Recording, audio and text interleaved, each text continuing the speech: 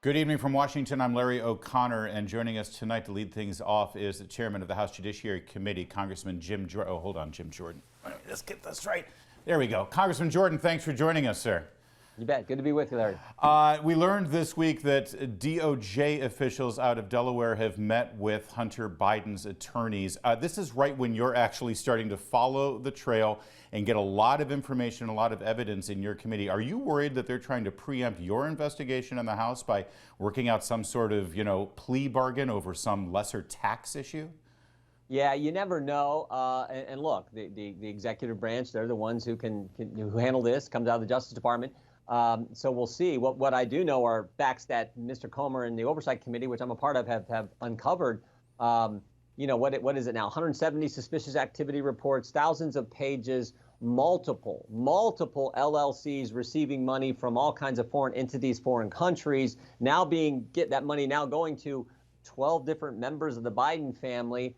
And of course, the fundamental question you got to keep asking all the time is, what did they do to get the money? What was the service they provided? What warranted the receipt of funds? What value did they add? What'd they do? And it doesn't appear to be anything. So that all is suspicious, as the name of these reports would indicate. So we'll just have to see. We'll see what they do with the Delaware U.S. attorney. We'll see what happens. If they grant immunity to Hunter Biden for some of these other things in exchange for his testimony on a lesser, that really does preempt. That's the president giving Hunter Biden a pardon without actually having to take the political hit of giving him a pardon. Well, and then if it gets, if you look at the broader picture, if it gets where, we know the DA in New York and Manhattan has indicted President Trump. Yeah. If they do what I'm afraid might happen, which is it happens in Georgia, and then if the special counsel Jack Smith indicts President Trump, and it looks like Hunter Biden gets what you just described, and there's no indictment of Joe Biden on the classified documents issue, that is a scary situation, because the country, I think, will say, what is going on here? Yeah. So that's the part that concerns me, just for our culture, for our country, right. For equal treatment under the law. Yeah, this isn't a Republican-Democrat thing. It's about American people actually knowing that our judicial system treats people equally. That brings us to the revelation now, thanks to John Solomon's reporting, that the DOJ and Merrick Garland never revealed to the judge involved in this FBI raid who issued the warrant that President Trump had already agreed to let the FBI search the place without the raid, without all the people with their guns drawn in the wee hours of the morning. Yeah, he'd been working with him. He'd let him in once before. And now we find out that he'd agreed. He'd been working with him. Again, if they indict President Trump on the classified document issue, and then you don't see it happen to Joe Biden, who had classified information at 4 different locations, we now know, the Penn Center, his home, his beach home, and somewhere in some office space in Chinatown or something. Yeah. If they don't, I hope that doesn't happen. But we're beginning to hear like that may be where this thing is going. I just hope it isn't. By the way, I just want to point out to our friends who don't live in Washington, the congressman wasn't being flippant. The office really was right on the border of Chinatown here in Washington, D.C. Something else was revealed this week in some testimony that you conducted in the House, and I want to play a little bit of the video here. Take a look. Ms. Franklin, you testified you have no idea how many Americans are picked up in the incidental collection, and the FBI won't tell you or won't even give you an estimate what that number may be. Is that right? That's correct. And you have no idea the amount of data collected on American citizens, and the FBI won't tell you or give you an estimate on that either. The intelligence agencies have asserted that it is infeasible for them to calculate a meaningful number, and they have not done so.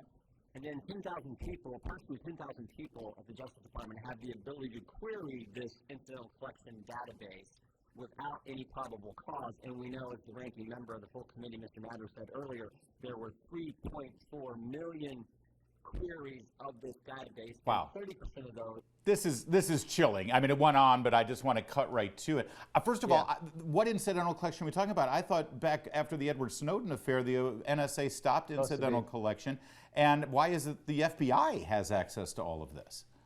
Yeah, that's the problem, because you're supposed to be collecting information on foreigners because you're concerned about them, if possible, what, some kind of espionage, some kind of terrorist act, whatever. You're collecting on foreigners, but sometimes a foreigner will be talking to an American because Americans are doing business in a foreign country. They got to work through someone, whatever, and they pick up information about Americans. That information is that's so-called incidental, stored in this database, and the FBI can query it. Now, I mean, again, without probable cause, I think is sort of the fundamental issue here. Right. We think that should be a necessary. You got to go to a judge, get a probable cause warrant if you're going to look at information about American citizens. And then when you think about the number who have access, as I pointed out, we've been told by the FBI up to 10,000 people can query this database, and we know it was done millions and millions of times over the last couple of years.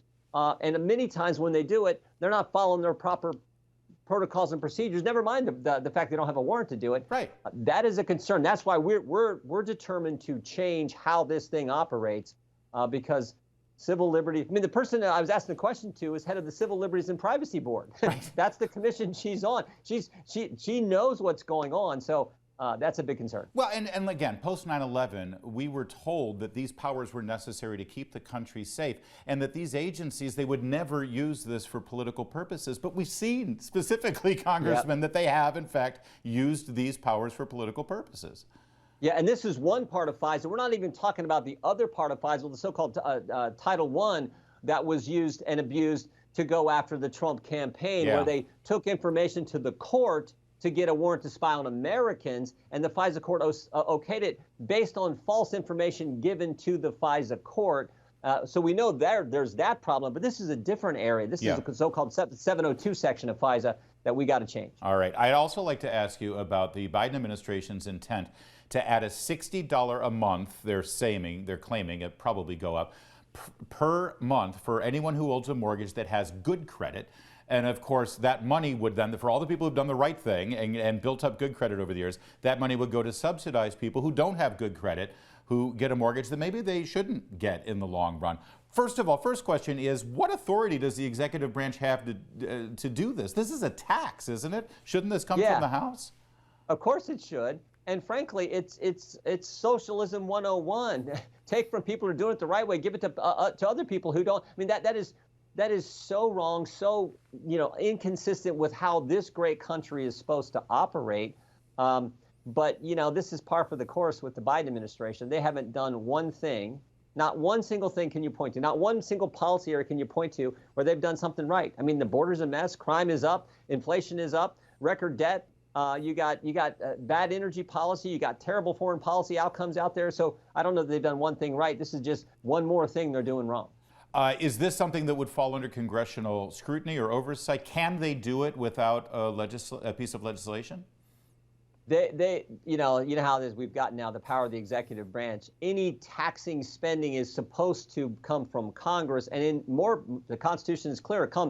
The bill has to start in the House of Representatives, the body closest to the people. Right. So I think there are real constitutional problems with this, and I'm sure we're going to look into whether it's the Ways and Means Committee or maybe the Oversight Committee. Only about 30 seconds left. You saw Anthony Fauci rewriting history with the New York Times, but he can't do that when he comes under oath before the House. Do you have any idea of when that subpoena will be delivered, when Dr. Fauci will face questions? Chairman Winstrup is chairman of the Select Committee on Coronavirus, and I anticipate that could happen later in the summer. But I do know that committee, Chairman Winstrup, does want to have Dr. Fauci in at some point. My guess is later in the summer. We're very much looking forward to that, sir. Thank you for joining us. I know it's a busy Friday as you head back to your district. There's more to come on O'Connor tonight. I like the shirt sleeves thing. I think I might do this all the time. We'll be back.